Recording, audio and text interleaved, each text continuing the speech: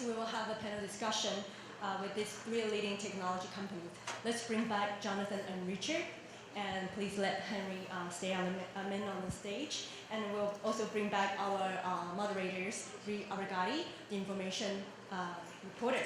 He will guide the discussion around the companies, how they're doing in China, and their activities and their experience.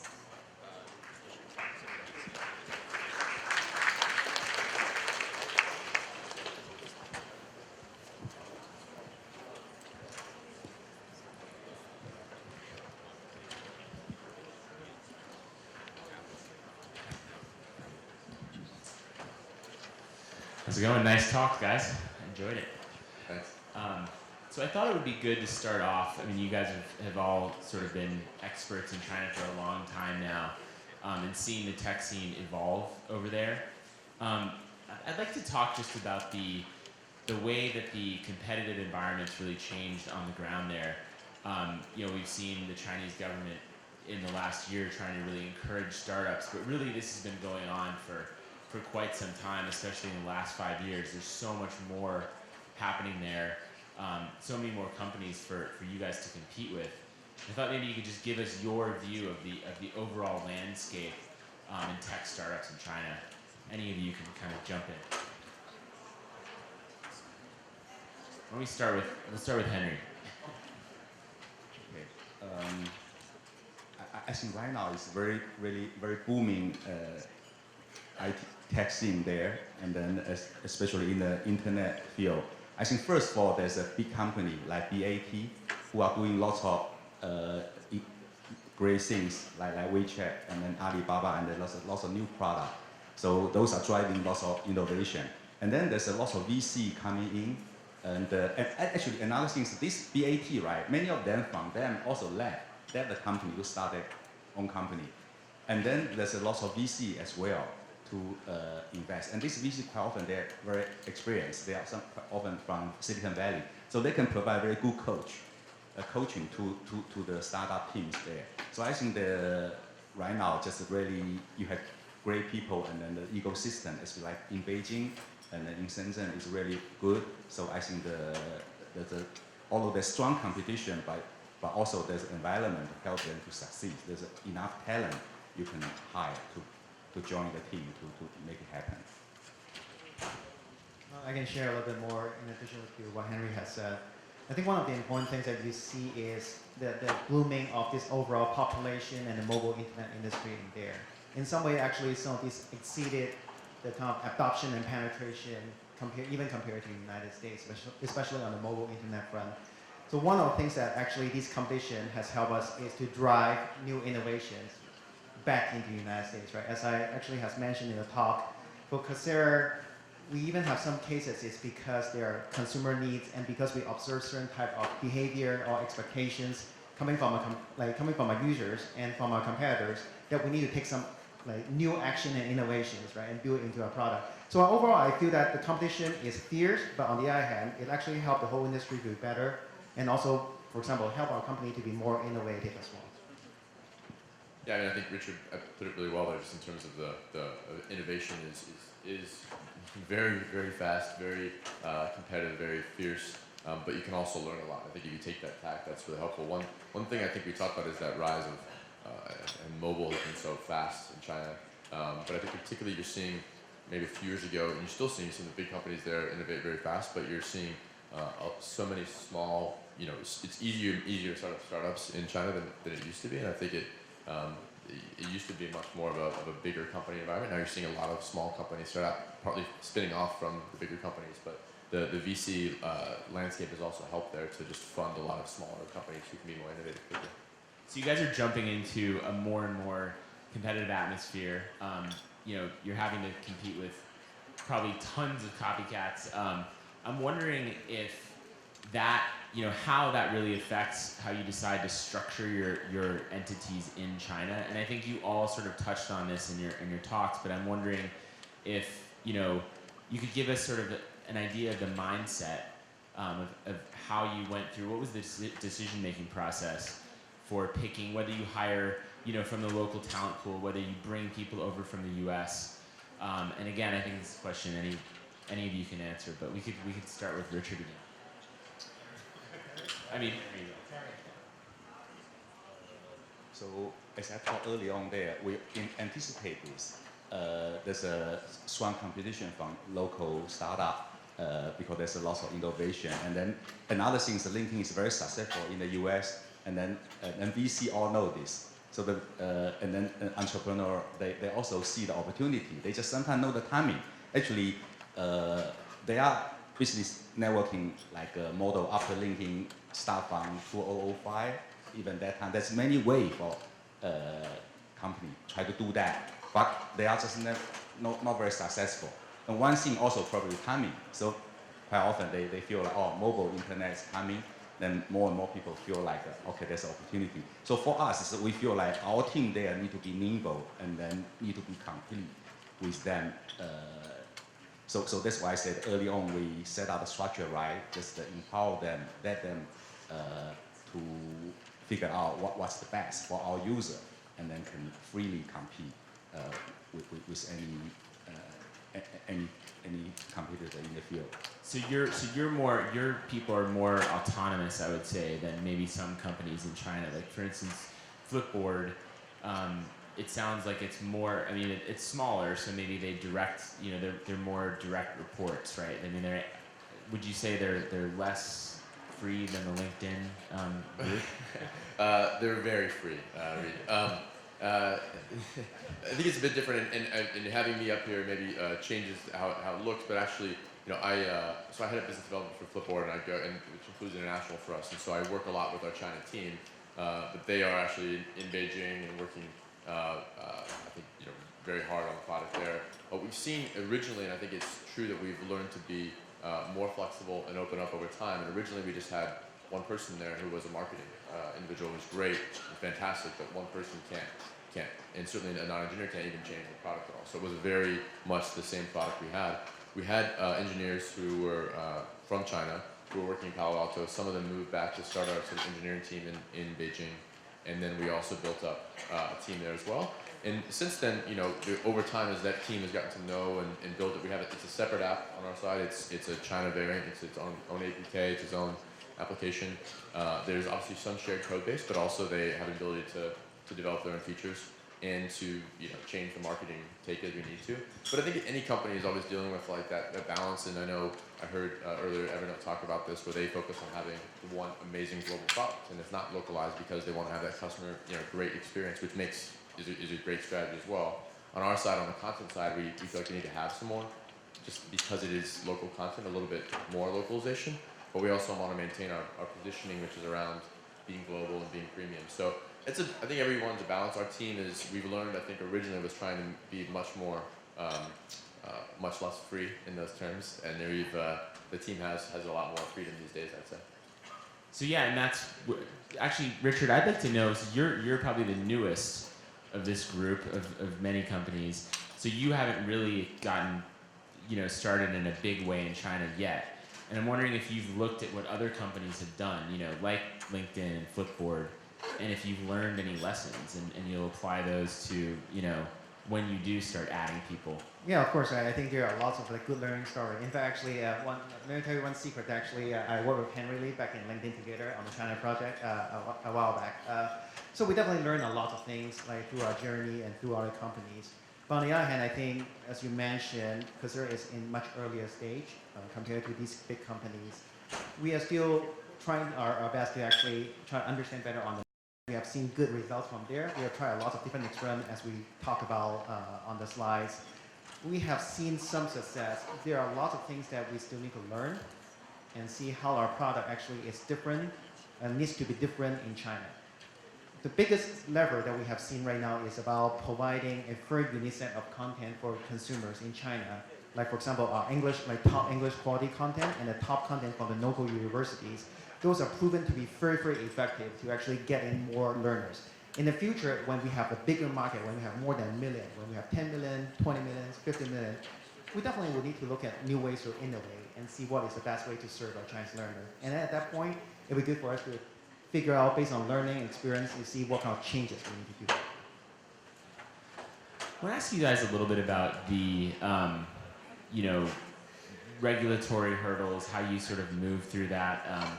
I know this is a bit of a touchy topic, but earlier this week there was some news where the Ministry of Public Security announced they'd have internet police in some tech firms, and I think with all the news about the State Department hacking and all that stuff, there are a lot of traps I think that U.S. companies can fall into heading into China, and I'm wondering if you can give us a little bit of advice on how you navigate those waters. I'd love to hear. Let's start on this side with Flipboard. Thanks, Reed. Starting with me. Appreciate that. You need a tough question. Yeah. Look, I think this. One of the things I think all of us were talking about is really having good, strong partners, and some of that comes into the people you invest who are investors in yours. And I know, seen for LinkedIn and Evernote, for example, I know they've worked really closely to find really strong investors, and we have GGV as an investor in ours, and we focus on that. It's really helpful. Those are people who know the different sort of areas of the government and people to talk to. But I'd say, every company is very different. If you're a user-generated content app, that's going to be more challenging. We work closely with the best publishers in every market. So we work with publishers already operating in China. They are local Chinese publishers, and they are working, within the regulations on the ground. And so we're already working with them, and we can trust them in that sense. But I think every market has its own unique flavors, and China is maybe more unique, and because of the scale of it, you're willing to really focus on that market and do what it needs to be successful there. But I think it's something you always have to be thoughtful about. But I think particularly in our case, we were able to work with publishers who are already working within the regulations and the system. Is it possible to go into China without the right partners? Can you make an autonomous move to that country at this point? I mean, I think I'd say anything's possible, but probably unwise. That's how I would say it. Do you guys agree with that? At some point, right? It really depends on the stage of the company as well, and what are the activities that's going to happen in China, right? For Coursera, I think our partnership majorly is right now focusing on our university partners and the industry partners in there to help us to increase the distribution, to increase the brand awareness, to actually help us to build a better product. Right? So those are definitely, I don't think we can ignore the difference in the market, and we definitely need our partners to help us and support us in there. But in terms of regulatory, we definitely think every company, when they operate in different countries, they need to pay attention to the regulations in there. That is unavoidable, but I think for Coursera, we have been focusing on providing education that is in the same interest as the local government and the central government as well. So we have been having actually very good support.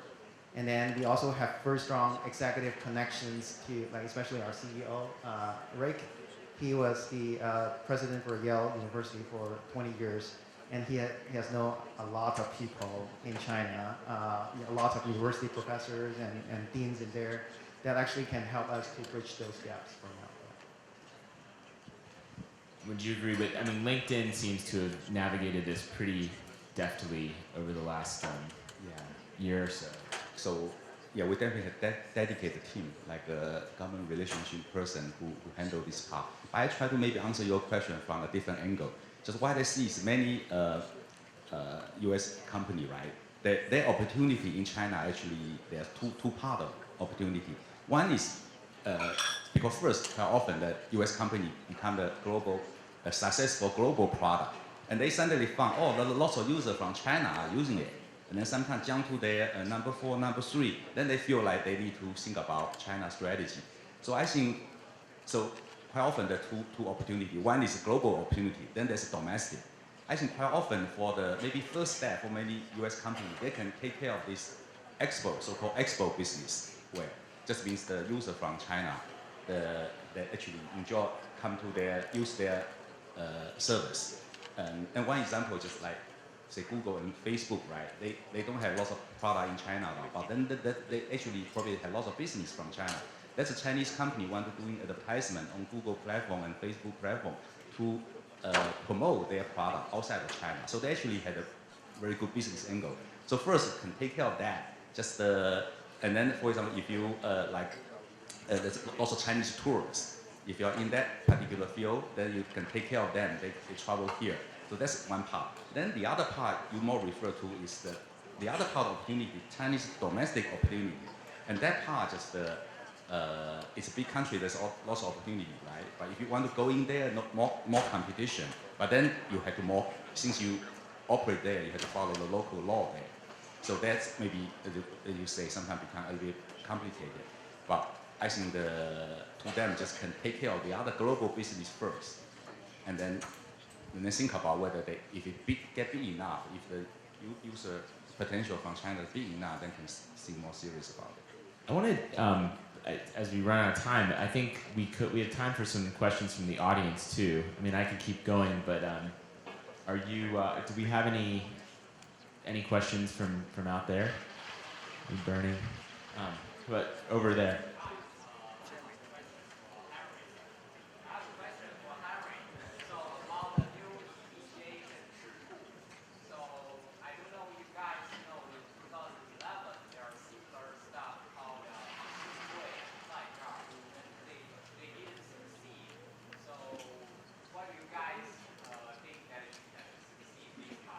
Okay, so 信会员在这 they are particular event-based feature, right? So they didn't succeed because they only end up just the field in the internet industry like to use that. They could not expand to more traditional industry.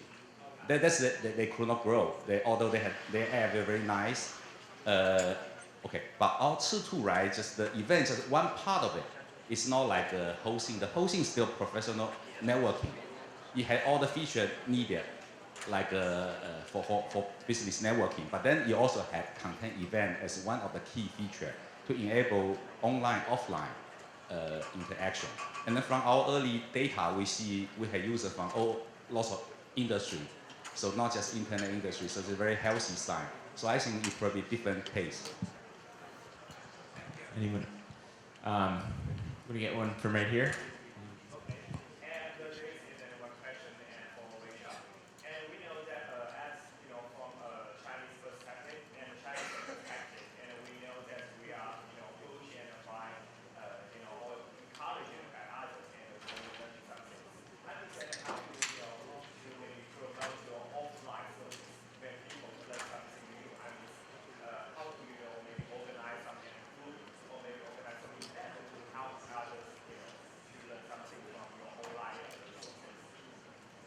That's a great question. I think the question was about how we transform the online education back into offline, right? That is actually one of the very hot topic in China recently.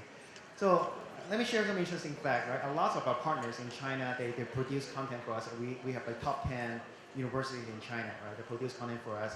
A lot of their motivation is actually they build a concept called flipped classroom that actually allow their students in the college, instead of going to a lecture room and sit there and listen to a professor for an hour and learn about something and go home, what they have done is some innovation, is they ask the students go and watch the lecture video on Coursera. And then... It's called Flipped Classroom? Yeah, that's called We need to get a Classroom. partnership going here, Richard. Yeah. All right. Flipboard, Flipped Classroom. I like this. All right, so here we go. Making deals happen at PingWest. Yeah. All right. So, I thought he was gonna say copyright lawsuits. Well, you're friendly on stage.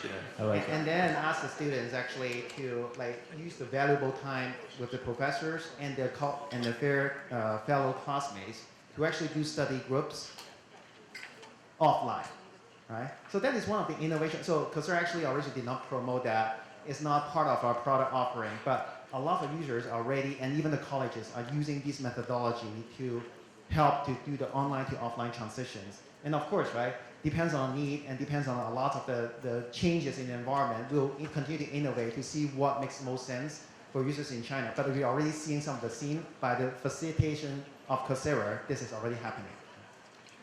Well, I think that's all of our time. Thank you. Thanks so much. I know you guys have more questions, but appreciate it. It was great.